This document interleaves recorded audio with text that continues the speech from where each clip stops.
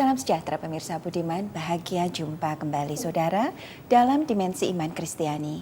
Acara yang melalui pelayanan media Antioquia Pama, kami rancang, kami kemas, kami siapkan khusus bagi saudara, guna gali pertanyaan, cari jawaban, dan bangun pemahaman perihal berbagai fenomena dalam keseharian kehidupan kekristenan kita. Saudara, Saul dalam ketidakberdayaannya, dalam sakitnya, dalam kehinaannya, meminta seorang prajurit untuk membantunya mengakhiri kehidupannya. Barangkali tidak persis sama, hari ini kita akan angkat topik eutanasia sebagai pokok bahasan di bincang-bincang kita di Dimensi Iman Kristiani hari ini. Dan untuk itu saudara, sudah hadir bersama kita Bapak dan Ibu Manao. Kita sapa dulu mereka pemirsa. Shalom Pak Manao. Shalom Bu Anis. Shalom Bu Manao. Halo Bu Anis. Saudara, tentu saja kita akan kejar semua pertanyaan dan semua kemungkinan jawaban, dan untuk itu sudah hadir bersama kita, Pendeta Bigman Sirait. Shalom Pak Bigman. Shalom Anis. Selalu saya akan berkata, senang bertemu dengan Anda dimanapun Anda berada dalam Dimensi Iman Kristiani. Kali ini saudara, eutanasia, satu bagian produk pikir yang sudah dikembangkan, sebetulnya sudah dikerjakan oleh banyak orang. Dengan dalih dan berbagai argumentasi mirip-mirip dengan aborsi. Hanya ini berlaku di kalangan tentu saja orang-orang yang sudah berumur, sakit dan seterusnya. Ada apa di balik semuanya? Menjadi sebuah diskusi yang menarik, alasan untuk mengakhiri hidup. Apakah kita berhak? Kita akan temukan jawabnya dalam diskusi kita di Dimensi Iman Kristiani kali ini. Namun sebelum lanjut kita akan berdoa. Saudaraku yang kekasih, kali ini saya minta Pak Manao untuk membuka kita di dalam doa. Ya, kita satu dalam doa. Maha besar Engkau Allah kami yang adalah sumber hidup dan penghidupan kami. Kami bersyukur kalau kami ada sebagaimana pada saat ini dalam diskusi kami mengenai eutanasia. Kiranya Engkau buka hati dan pikiran kami Tuhan, supaya lewat diskusi ini juga saudara-saudara yang kekasih di seluruh dunia boleh dicerahkan, khususnya di Indonesia, dengan pemahaman-pemahaman sesuai dengan kebenaran firman-Mu dan sesuai dengan apa yang seharusnya. Terpujilah Engkau Bapa, dalam nama Yesus Kristus Tuhan. Haleluya. Amin. Amin. Thank you. Saudara-saudaraku, mirip seperti apa yang coba diangkat oleh atau di dalam pengantar Anis tadi tentang Saul. Begitu pula yang terjadi dengan kepala penjara di Filipi. Dikatakan dalam Kisah Rasul pasal 16 ayat 25 sampai 27. Dikatakan begini, tetapi kira-kira tengah malam Paulus dan Silas berdoa dan menyanyikan puji-pujian kepada Allah, dan orang-orang hukuman lain mendengarkan mereka. Akan tetapi terjadilah gempa bumi yang hebat sehingga sendi-sendi penjara itu goyah, dan seketika itu juga terbukalah semua pintu dan terlepaslah belenggu mereka semua.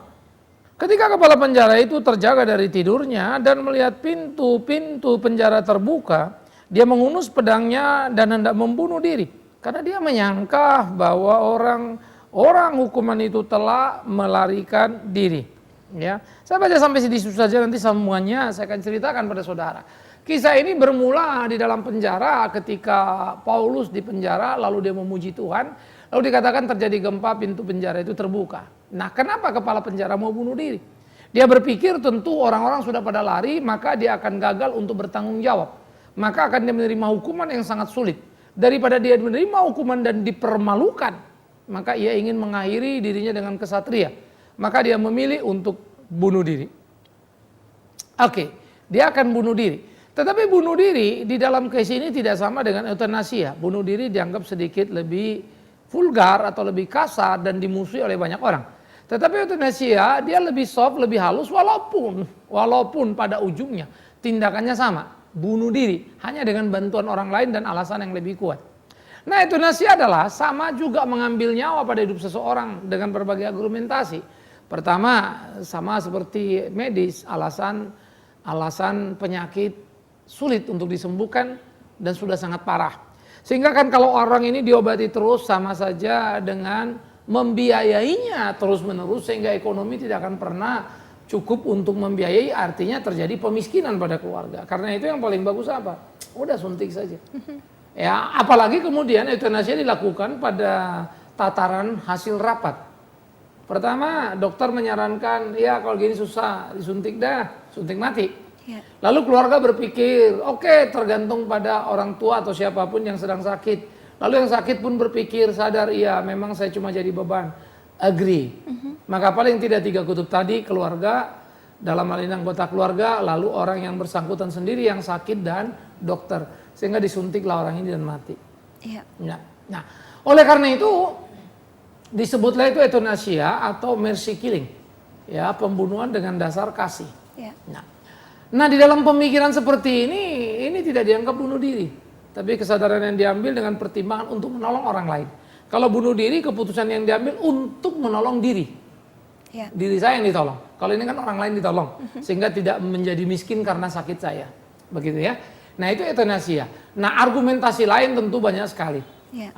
Bisa jadi juga penyakit ini sangat menyakitkan sekali, sangat mengganggu sekali, orangnya teriak terus, ya, merasakan keprihatinan yang luar biasa. Sementara pengobatan tidak jelas. Ya. Oke, dia punya uang, ada semuanya, tapi dia nggak kuat menahan sakitnya. Ya. Morfin itu bukan per 1 jam, rasanya per 5 menit harus disuntik. Itu kan bahaya. Ya. Kalau diain overdosis juga dia bahaya. Tidak diain, dosisnya sudah sangat mengerikan, sehingga akhirnya kasihan dia. Menderita sekali, uang ada. Ya. Jadi ini bukan alasan ekonomi, tapi karena dia sudah nggak kuat, dia minta mati saja. Dokter kemudian ngomong sama anggota keluarga lihat nggak tega, Ya. sudah mau diapain, suntik. Ya, jadi di situ juga menolong yang lain, tidak melihat satu penderitaan juga si sakit, kemudian dalam hal itu tidak terlalu perlu merasakan sakit. Ya. Maka itu disebut pembunuhan kasih sayang. Ya. Karena kasih kita lakukan untuk menolong nih. Nah, tetapi Alkitab mengatakan kepada kita dan mengajarkan kepada kita jangan membunuh untuk alasan apapun. Ya. Oke, itu dulu. Bahwa fakta penderitaan, kesakitan dalam hidup pasti datang silih berganti.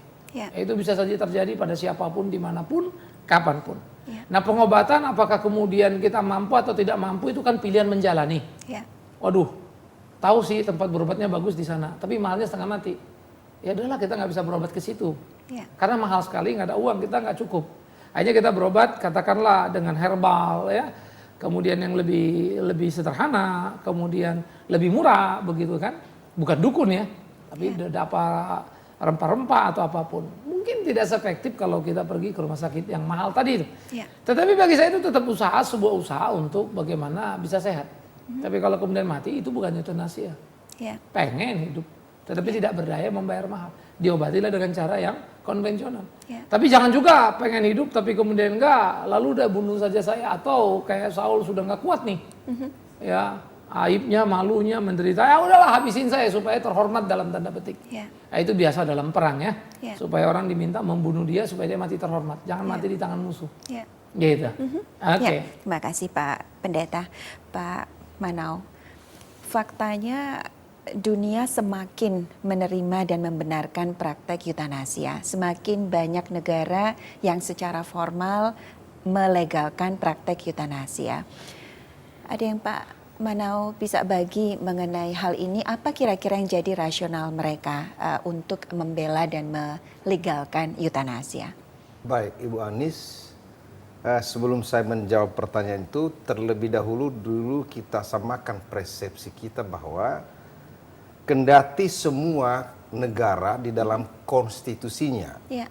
mengakui bahwa hak asasi paling asasi bagi orang itu adalah hak hidup, Ya.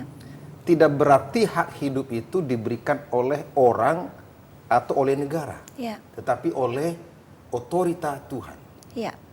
Nah, terhadap pertanyaan Ibu Ani, memang ada beberapa negara yang cenderung dewasa ini memberikan legitimasi terhadap eutanasia. Ya. Katakan saja misalnya negeri Belanda, Betul. Jepang, dan ada negara bagian di Amerika. Ya.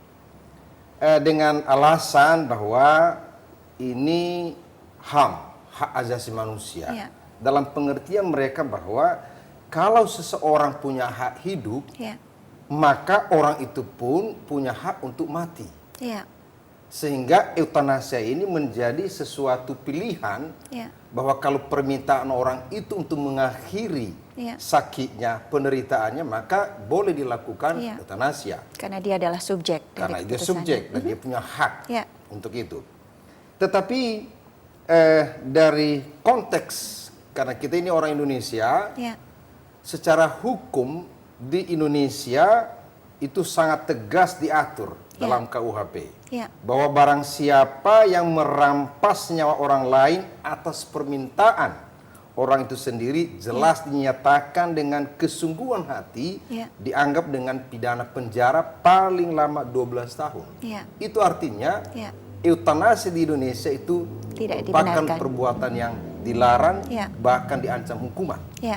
Nah, kecenderungan dewasa ini, paling tidak belakang ini ada 2 orang suami meminta izin kepada pengadilan untuk mengeutanasi istrinya yang memang sudah sedemikian rupa sakit dan koma sampai 3 bulan. Nah, terhadap orang yang seperti ini tidak menghakimi, ada ketentuan hukum yang melarang itu.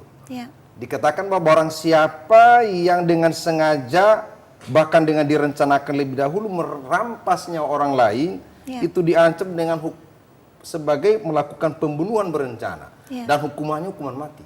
Jadi dengan kata lain, eutanasia baik atas inisiatif si sakit maupun atas inisiatif keluarga itu sama sekali tidak dibenarkan. Kali itu yang meskipun faktanya di beberapa tempat itu ternyata dibenarkan dan tendensinya lebih banyak negara yang paling tidak mempertimbangkan eutanasia untuk diberlakukan. Jadi walaupun kita beruntung berada di negara di mana itu belum dibenarkan, rasanya kita perlu juga memiliki pemahaman mengenai hal ini. Bu Manau, sebelum kita masuk lebih dalam ke sini, sebagian orang ketika kita bicara mengenai eutanasia misalnya berargumentasi, Alkitab toh tidak secara jelas berbicara mengenai bunuh diri. Katakanlah ini kita masukkan dulu dalam kategori bunuh diri. Alkitab memang mengatakan jangan membunuh, tapi kan Alkitab tidak mengatakan jangan membunuh diri sendiri.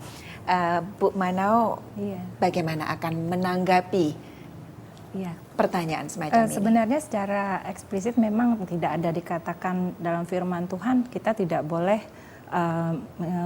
membunuh diri sendiri ya. Tetapi kalau di dalam Roma 14 ayat 7 itu dibilang, sebab tidak ada seorang pun di antara kita yang hidup untuk dirinya sendiri dan tidak ada seorang pun yang mati untuk dirinya sendiri. Jadi keputusan untuk aku mau mati itu tidak boleh untuk kepentingan dirinya sendiri. Seperti tadi pembicaraan Pak Bigman bahwa ada keputusan itu karena satu agreement daripada 3 pihak, baik medis, keluarga maupun si penderita gitu ya. Itu kan bukan untuk dirinya sendiri, tetapi itu adalah untuk kepentingan banyak orang. Seperti tadi bunuh diri untuk kasih gitu ya. Nah, itu lebih merupakan satu kesadaran bahwa daripada saya berlama-lama ini menderitakan banyak orang. Karena yang dipikirkan bukan dirinya sendiri, tapi bagaimana orang ini kemudian harus berkorban materi, harus berkorban waktu dan sebagainya untuk mempertahankan hidup saya seperti itu. Jadi pada dasarnya kalau mati untuk diri sendiri itu tidak dibenarkan oleh firman Tuhan. Seperti yang saya alami juga waktu itu, ada keluarga kami ya yang mengalami sakit seperti itu. Dia sudah koma, dia sudah tidak bisa berbuat apa-apa, tidak bisa berpikir, tidak bisa mengambil keputusan, dan istrinya pun karena keterbatasan ekonomi pun sudah pasrah gitu ya. Tetapi karena bertepatan saat itu saya mendampingi mereka, saya coba terus berupaya. Lalu keluarga besar mengatakan sudahlah, itu kan sebenarnya dia sudah tidak ada lagi gitu. Coba dilepas aja semua alat-alatnya, pasti dia sudah pergi gitu. Betul aja ketika alat-alat bantu itu semua dilepas, hanya hitungan 5 menit memang sudah pergi. Karena yang difikirkan keluarga besarnya ini bagaimana nanti pembiayaan menjadi beban untuk keluarga besar. Iya, Pak Bigman melengkapi dulu barangkali cerita yang dibagi oleh Ibu Manau. Seseorang yang berada dalam kondisi katakanlah koma atau veggie, setiap kali kita sebutkan, artinya hidupnya memang sepenuhnya bergantung kepada mesin, kepada teknologi. Dan kita dari sudut pandang kekristenan kita bicara soal roh, kita bicara soal jiwa, kita bicara soal tubuh. Apakah yang bersangkutan berada dalam situasi yang persis sama seperti kita yang sehat, Pak, dalam konteks bicara kita mengenai roh dan mengenai jiwa. Oke, menarik kalau kita memikirkan bagian ini. Kita sepakat kepada 10 hukum, jangan membunuh dengan oleh untuk alasan apapun. Dan hukum di berbagai negara mengadop semangat itu. Ya, bahwa kemudian dalam perkembangan atas alasan sosiologis, ekonomis dan berbagai hal tadi maupun medis, lalu ada beberapa negara mulai membuka ruang. Ya, mengamandemen undang-undangnya lalu dari tidak boleh menjadi boleh dengan alasan. Ya, satu waktu nanti juga boleh alasan lagi kalau orang itu udah terlalu jahat. Jadi bukan euthanasia, saya udah terlalu jahat menimbulkan banyak korban, ya sudah kita serbu, misalnya itu sebuah negara dianggap teroris, ya itulah alasan akhirnya boleh membumi hanguskan. Nanti bukan satu tapi massal. Saya kira memang ini kelemahan daripada hukum itu kalau dia tidak berani terikat pada kebenaran mutlak, yaitu firman itu sendiri. Nah, kalau dia melanglang buana dengan pemikiran yang sangat bersifat parsial, sangat situasional, ya nanti situasi kan berubah terus, sehingga hukum itu bisa jadi kebingungan sendiri satu waktu gitu kan. Nah, kita kembali dulu kepada soal euthanasia tadi. Maka sebetulnya ada beberapa aspek yang kita lakukan. Pertama, ya kan sudah jelas itu tidak boleh dengan oleh untuk alasan apapun tadi. Berapa, mau 1, mau 2, mau 3 ya. Karena hidup adalah milik Tuhan. Nah, dengan mesin ini sebetulnya ada satu pertanyaan menarik sehingga seringkali kita dihadapkan pada situasi pelik. Kalau mesin dicabut orangnya mati. Mesin gak dicabut dia hidup. Aduh, ini gimana nih? Saya seringkali berkata kepada keluarga tertentu, yang saya bingung waktu mau masang mesin kenapa situ nggak mikir bahwa memang hidupnya udah nggak ada kok dengan mesin dihidupin. Kalian sekarang mulai mikirkan biayanya ini kan? Namanya mesin itu sebetulnya adalah usaha dalam tanda petik nih, yang kita juga nggak tahu. Sekarang tanyalah secara medis, oke dokter kalau saya kasih mesin gimana? Oh saya juga nggak tahu. Ya ngapain dikasih? Karena apa? Maaf ini saya katakan. Saya cuma beranjang sana untuk aja orang mikir. Orang itu udah sampai pintu surga tadi, udah ngos-ngos dengan sahabat terakhir. Kita kasih mesin, mundur lagi dia, nggak nyampe dia ke surga. Artinya kita menghambat perjalanan dia dalam tanda petik. Ya, yang kedua, dia sangat sakit menahan itu karena kesadaran orang hidup kan masih ada, tapi tidak berdaya untuk bereaksi. Paling tangannya goyang-goyang atau matanya kedap-kedip. 1001 pesan di sana. Itu paling menyakitkan loh kalau kita tahu mau kita sampaikan terus nggak bisa. Siapa yang bikin itu? Tanpa sadar kita yang bermaksud menolong dia. Sehingga kita pasanglah semua mesin tadi ini. Sehingga dia hidup dengan sebuah teknologi. Nah, muncul pertanyaan begini. Usaha bagus. Tapi pertanyaannya pasrah di mana ya? Usaha bagus, harus. Tapi pasrah atau percaya kita pada Tuhan bahwa Tuhan putuskan yang baik itu di mana? Apakah tanpa mesin Tuhan nggak bisa bikin dia hidup kalau Tuhan mau? Nah sehingga usaha pun harus diperhatikan ini sudah tentang saya apa tentang Tuhan nih. Karena tanpa sadar dalam dunia medis ini banyak sekali dokter-dokter playing God. Bermain sebagai Tuhan. Saya yang nentuin orang ini hidup atau mati. Saya suntik hidup nih. Saya lepas mati nih. Udah playing God gitu. Sehingga kadang-kadang kalau dokter ini menurut saya apalagi kalau dia Kristen hati-hati nih. Supaya memberikan aspek pada keluarga ini jangan membuat keluarga bergantung sama si dokter ini, karena si dokter sedang playing God. Sehingga akhirnya kita nggak bertuhan lagi sebenarnya sudah berdokter. Nah inilah akibatnya kemudian kemungkinan euthanasia tadi menjadi pembenaran akhir. Padahal costing juga sudah keluar kalau bicara cost kan begitu ya. Maka ini yang harus hati-hati. Nah soal bicara tubuh, jiwa dan roh ada memang pemahaman trikotomi. Ya. Trikotomi ini muncul sebetulnya sangat dipengaruhi oleh pemahaman Platonistik. Ya. Manusia itu dari 3 rasio, lalu disebutnya moral dan nafsu paling rendah. Nah ini kemudian diadop oleh Bapak Gereja di kemudian hari, jadilah trikotomi. Tetapi kemudian dikoreksi lagi karena sebetulnya Alkitab bicara tubuh jiwa roh itu hanya dalam salamnya Paulus, tidak bicara struktur hidup manusia. Tuhan kiranya memberkati tubuh jiwa rohmu selesai dalam salam, ya, tidak dalam kontennya, ya, di dalam surat Paulus. Padahal Yesus mengatakan ngapain kamu takut pada orang yang bisa mengambil hartamu, tapi takutlah pada orang yang bisa mengambil nyawamu, hidupmu. Lah, kalau hidup ngapain ditakuti? Mestinya kan Tuhan ngomong yang mengambil rohmu dong. Karena memang sebetulnya konsep trikotomi tidak ada yang jelas di Alkitab. Ya, sehingga muncullah konsep lagi dikotomi. Tubuhku jiwaku seperti mau mati rasanya. Atau Paulus berkata persembahkanlah tubuhmu. Belum mestinya rohnya dong. Kok tubuhnya yang dipersembahkan? Kok rendah amat kira-kira kan? Kalau kita bikin tubuh, jiwa, roh. Karena memang sebetulnya Alkitab tidak bicara itu. Ya. Tubuh jiwa itu adalah satu kesatuan yang tidak terpisahkan. Jadi kita nggak bisa bilang juga tubuhnya sakit tapi jiwanya enggak. Sakit jiwa itu jangan lupa. Sakit jiwa pun tubuh merasakan itu. Tetapi korelasinya tidak langsung seperti kita misalnya terluka atau lain-lainnya. Maka kalau luka kan jiwanya merasakan. Kan nggak mungkin tubuh itu sakit sendirian. Kamu merasa sakit, merasa. Lah yang merasa itu apa? Ya dong, perasaannya kan. Udah bukan panca indera itu kan. Padahal yang terluka panca indera. Karena memang nggak bisa dipisahkan ini. Kesedihan, kepedihan, rasa jauh dari Tuhan. Nah itu kemampuan potensial rohani kita. Jadi manusia itu satu keutuhan. Maka waktu dia sakit, waktu dia mati satu keutuhan. Maka waktu dia bertanggung jawab pun satu keutuhan. Ya, dia akan bertanggung jawab kepada Tuhannya. Nah ini memang menjadi pemikiran serius kita. Itu sebab euthanasia itu dengan untuk alasan apapun, mestinya ini kita lawan terus. Begitu. Ya, Pak Bigman tadi Pak Manao dengan jelas paparkan buat kita semua bahwa orientasi hukum di Indonesia sejalan benar dengan paham kekristenan kita mengenai kebenaran bahwa Tuhanlah pemilik otoritas tertinggi. Itu sebabnya euthanasia kemudian menjadi tidak benar. Pertanyaannya kemudian barangkali Pak Bigman buat kami adalah kenapa ya Tuhan biarkan otoritasnya dihina, Tuhan biarkan kemutlakannya dipertanyakan dengan memberikan ruang seluas-luasnya buat praktek euthanasia yang memang dalam prakteknya terjadi dan makin berkembang sekarang. Saya punya jawaban untuk itu, tetapi saya menarik coba mau menanyakan ke Pak Manao dulu nih sebagai pelaku hukum di Republik ini kan.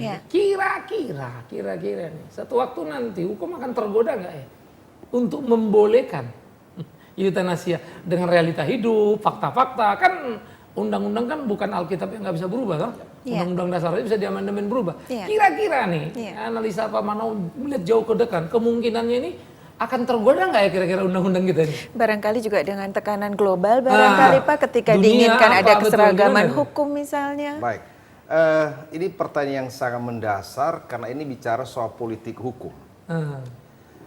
Hukum atau undang-undang sebagai produk politik itu tidak lepas dari kemauan politik yang berkuasa.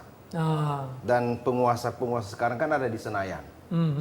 Nah, perkembangan demokrasisasi, perkembangan HAM yang mengglobal di seluruh dunia ini akan sangat mempengaruhi pembentukan undang-undang ke masa depan.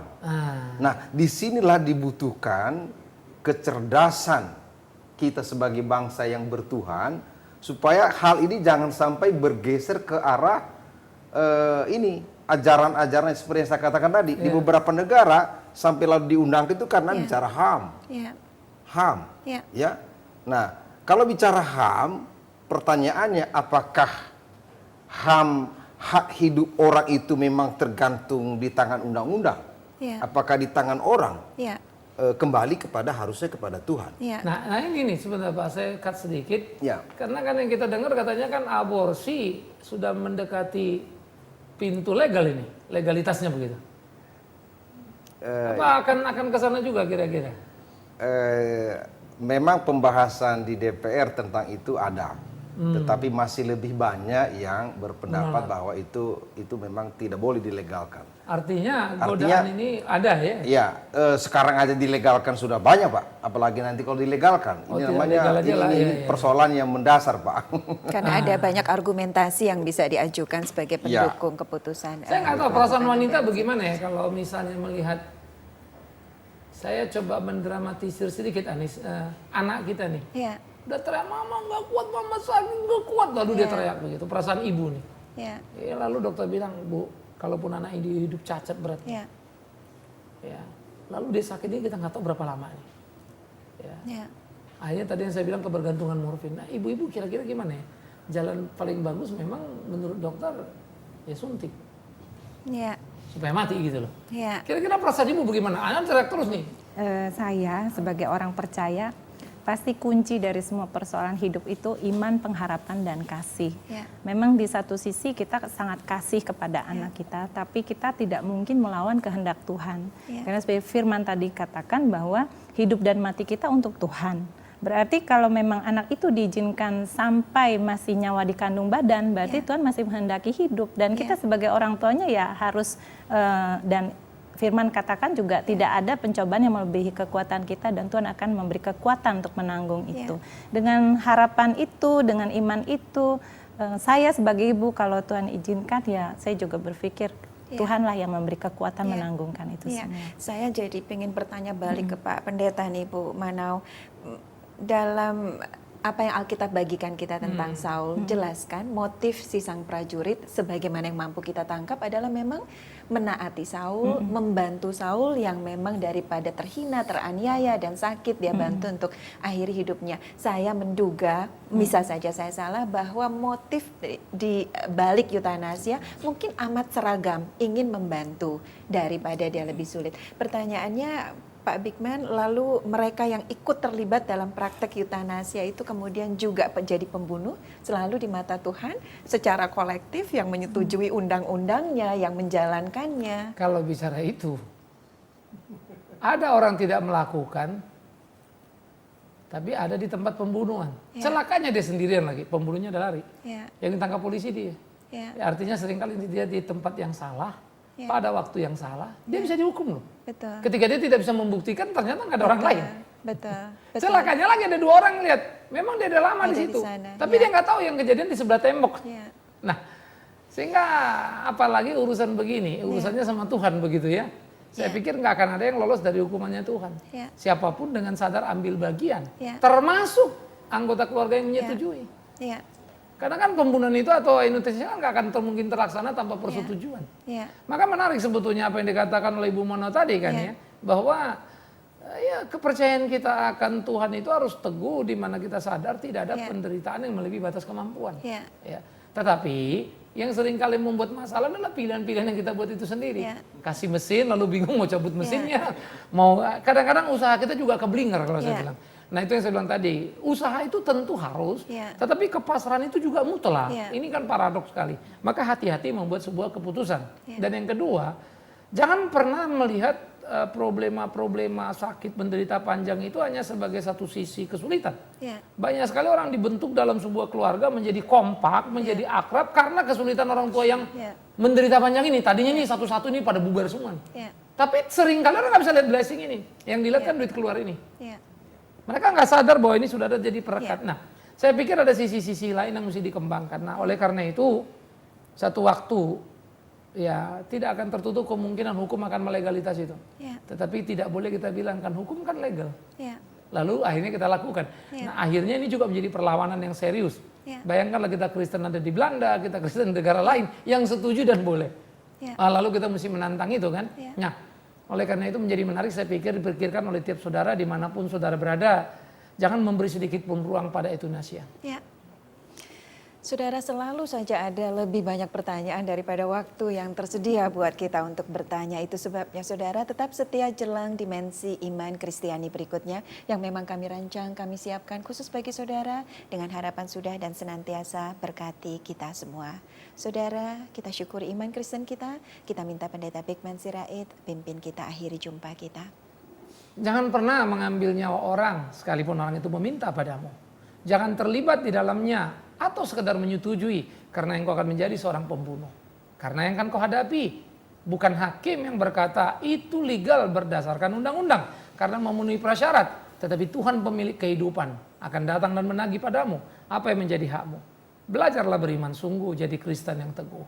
Euthanasia dengan untuk alasan apapun Alkitab tidak benarkan. Kita akhiri pertemuan kita dalam dimensi iman Kristiani, terus doakan. Kita minta Ibu Manau untuk pimpin kita dalam doa.